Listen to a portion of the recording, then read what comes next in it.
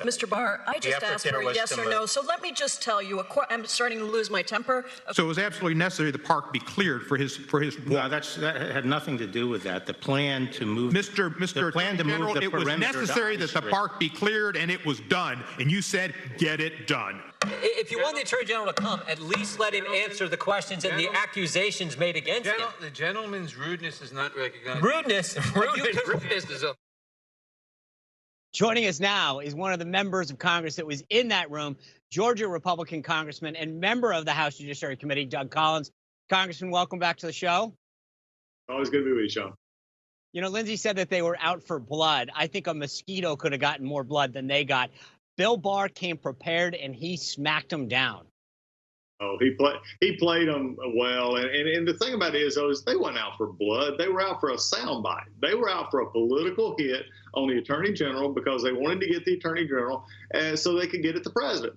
Make no mistake, for 18 months, 19 months, you've been dying to get Bill Barr here, and this is what you do with it. You answer questions. You say, I'm losing my temper. Ooh. You know, these are the kind of things where you get other members say, you're not asking questions to get an answer. You're asking questions to hear yourself. This was nothing but a political soundbite. It could have been done at the DNC just as easy, and Bill Barr never had to show up. You know, speaking of soundbites, you had a great one because the Democrats, as you say, were trying to figure out how they could get their soundbite. They're accusing him of everything. I want to play the soundbite for the audience of how you reacted to this. I'm beginning to believe, frankly, that you're probably that just hadn't come out yet, probably will in a little bit. You're probably the cause of the common cold and, and possibly even the COVID-19. I'm not sure at this point because everything's being thrown at you, including now, undoubtedly, your alma mater doesn't like you anymore. Congressman, they even at one point, I think it was Steve Cohen from Tennessee, started bringing up the fact that, quote, his people were responsible for Jeffrey Epstein's death. I mean, you were right. They were blaming him for everything. Oh, it was really amazing, and it's really sad. This is not what the people expect of Congress. They expect at least, questions to be asked, answers to be made. When Bill Barr had to remind the Democrats that the whole purpose for a witness is to testify on their own behalf, that shows you how far off we get. I guess, look, it's just become a circus. I've sort of dismissed it as that. Steve Cohen was missing his chicken yesterday, the bucket of fried chicken he brings in. Look, the Democrats' decorum was terrible. Bill Barr handled it perfectly. He handled it as an attorney general should. And, they answered the questions when they would allow him to. And he gave good answers about why this is happening the way it is. And he also, again, I believe that the real reason they don't like the attorney general is he's actually he is the one who has taken their smoke and mirrors and unplugged the smoke machine, broken the mirrors on this whole Russian issue because he's getting back to what they have built their whole campaign against the president on and saying it was all complete bunk and everything they've done up so far was just a waste of time because they built it on a false narrative. Yeah, that's true. One thing that came up that I thought was interesting is he was asked about this Durham report where one of the U.S. attorneys is looking into what happened to the FBI's investigation into Russia. He said that he might release it before the election, but he didn't commit to it. I think he should release it. This should be an issue that the American people are aware of before they go to the polls. Don't you think that this should be released prior to the election so we have as much information to vote on as possible?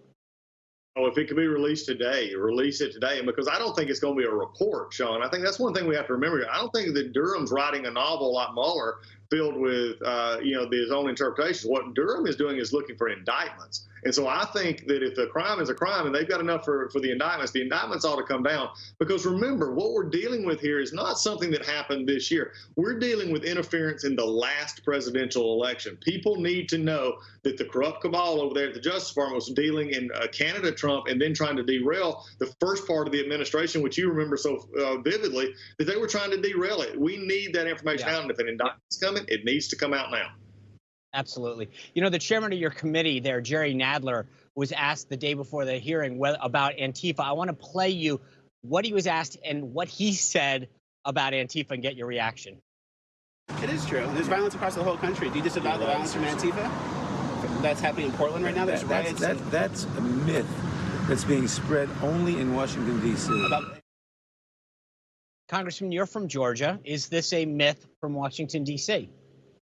No, this is not a myth. What is a myth right now is that Chairman Nadler knows how to run the Judiciary Committee. That's the myth. And he's been doing it now for 18 months. I had to sit right next to him as ranking member for most of that time. For him to say that what's going on in Portland and these other cities where Antifa is running wild, these riots and these criminal lawlessness is taking place, is a sad commentary on the state of the Democratic Party and a very sad commentary on the chairman of the Judiciary Committee, who should know better. If he believes this is a myth, then I would encourage him to get in on a plane and go to Portland. Or better yet, let's take up some of the members who wanted us to travel to Seattle, to Portland, to others to see these, quote, peaceful protests. They're not happening, and they're not going to do it. But if this is what he truly believes is happening, maybe it's time for him to be something else besides chairman of the Judiciary Committee. We talked a lot about the fireworks that went off there, the accusations. You had a great soundbite about all the things the Democrats said. One thing that was said afterwards was by Speaker Nancy Pelosi. She was on MSNBC with Ari Melberg, and she said that the Attorney General was a blob, right? This isn't something conservatives are used to having to defend, but it seems like Nancy Pelosi and Ari Melberg of MSNBC were fat shaming the Attorney General. Is that out of line? Let me ask you this, Sean. Is it out of line for the Speaker of the House to call the federal officers stormtroopers? And do like that. I mean, when you're invoking imagery from the military wing of the Nazi Party, when you're doing so in a way and nobody's rising up saying, why did she do this? Nobody's calling that into question. It just shows you how in the pocket the mainstream media is to the Democratic Party and Nancy Pelosi. She can say whatever she wants to say, even as inflammatory as something like that. And that's what you get from her. And then she wants to go after the physical appearance of the Attorney General. Speaker Pelosi, again, there's so much that needs to be changed, and the Speaker should be one of those that needs to be changed. But this is just unbelievable that you could talk about something like that and connotate those kind of images against the men and women who serve our country in the federal service. That's shameful. Yeah, no, 100% agree with you on this. I think the question you ask is spot on. What would it take for the media to be outraged by something that Nancy Pelosi said? Let me switch topics for a second.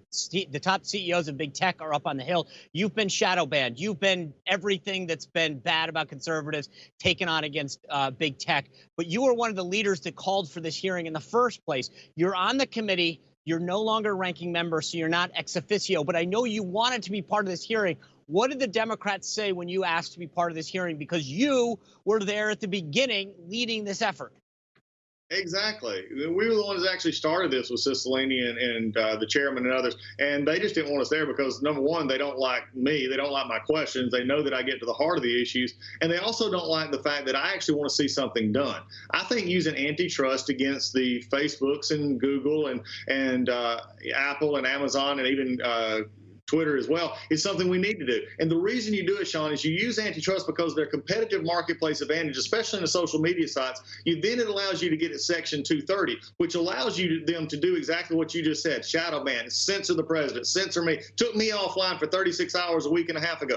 We get to Section 230 and we start rolling that back, then you'll see them become more and more in control of what they have. They are a media company. They cannot say they do not promote content, that they make content, because they decide what goes up and what goes down arbitrarily on their sites. Media sites such as yours and papers and other things in this country can't do that. Section 230 gives them an unfair advantage, and it allows them to push political agendas onto the American people.